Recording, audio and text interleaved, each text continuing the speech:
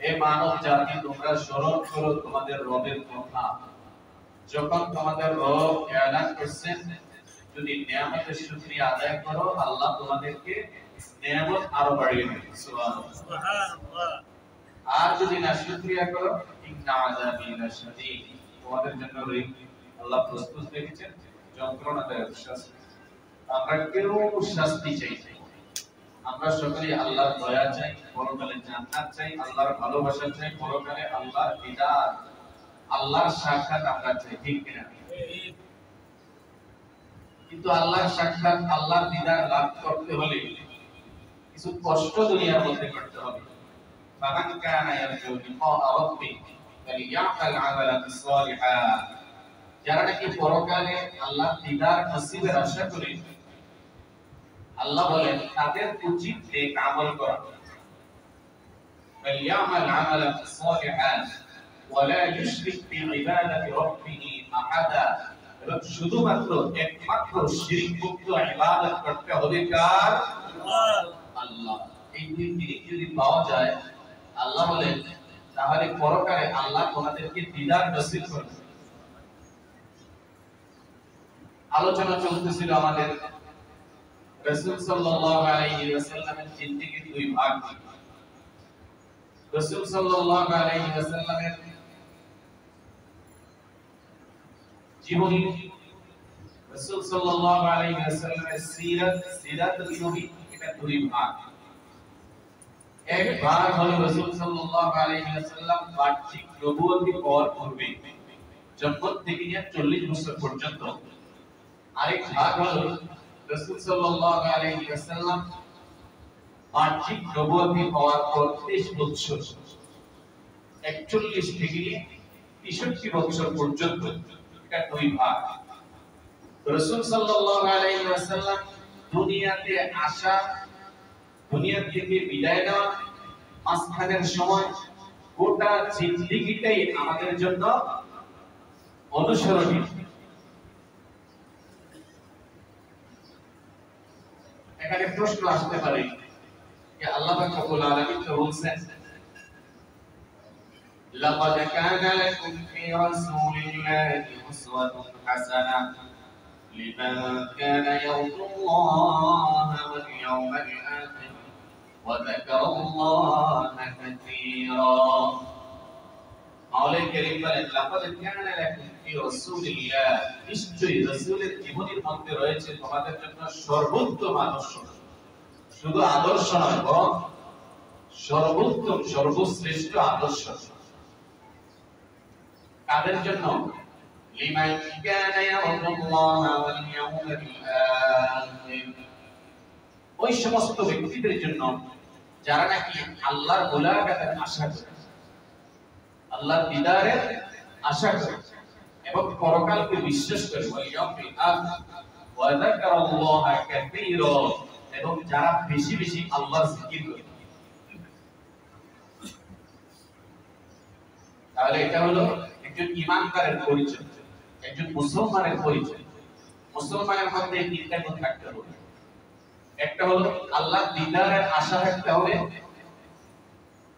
দ্বিতীয়ত পরকালকে বিশ্বাস করতে হবে, তৃতীয়ত বেশি বেশি জিকির করতে হবে।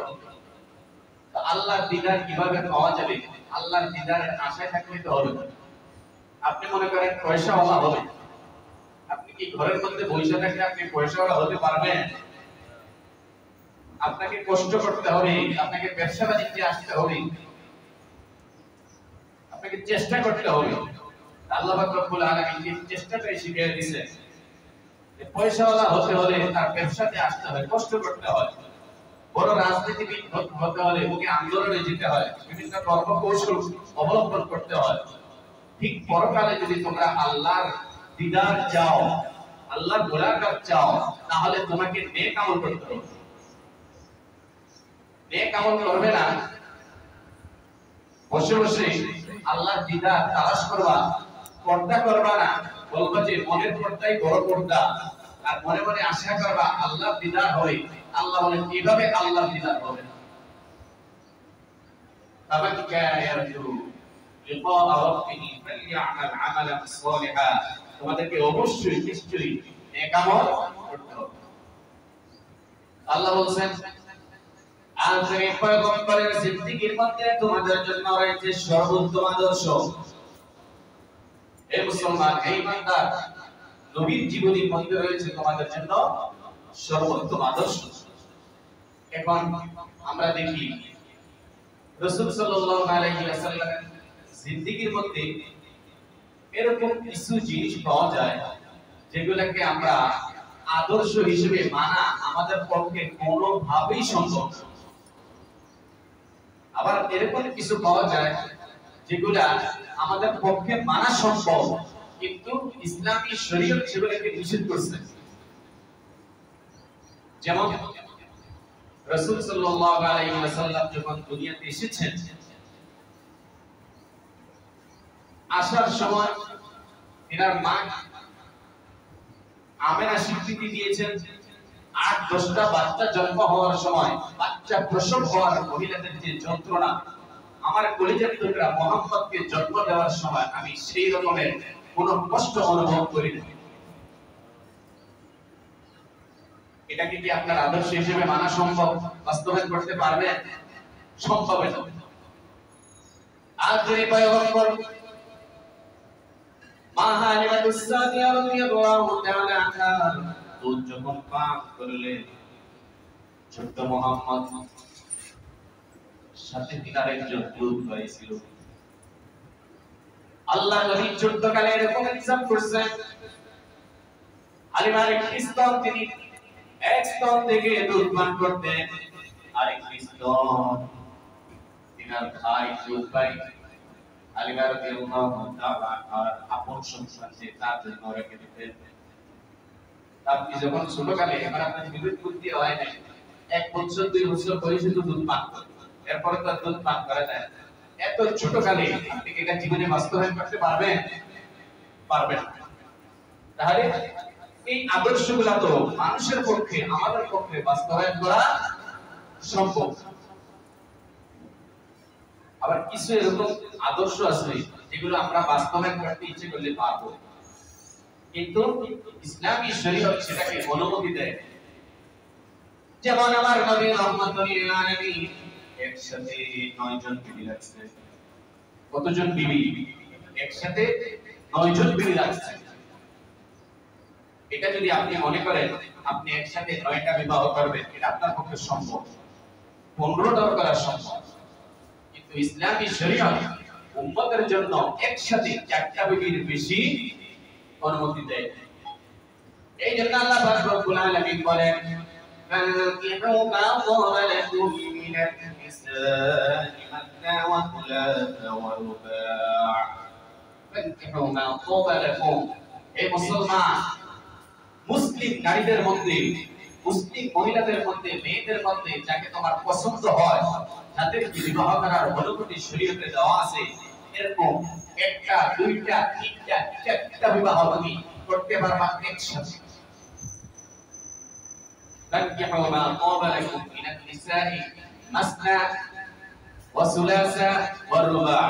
কয়টা? 4টা। তো 4টা বিবাহ করা উম্মতের জন্য আল্লাহ আয়াতের দ্বারা এটা প্রমাণ করছে। 4টা তুমি করতে পারবা, এর বেশি একসাথে যদি আর রাখা যাবে না। কিন্তু আমাদের নবী একসাথে কয়জন বিবি রাখছেন? 9 জন। বিবাহ আরো বেশিও করছে, কিন্তু একসাথে তিনার বিবি ছিল 9 জন।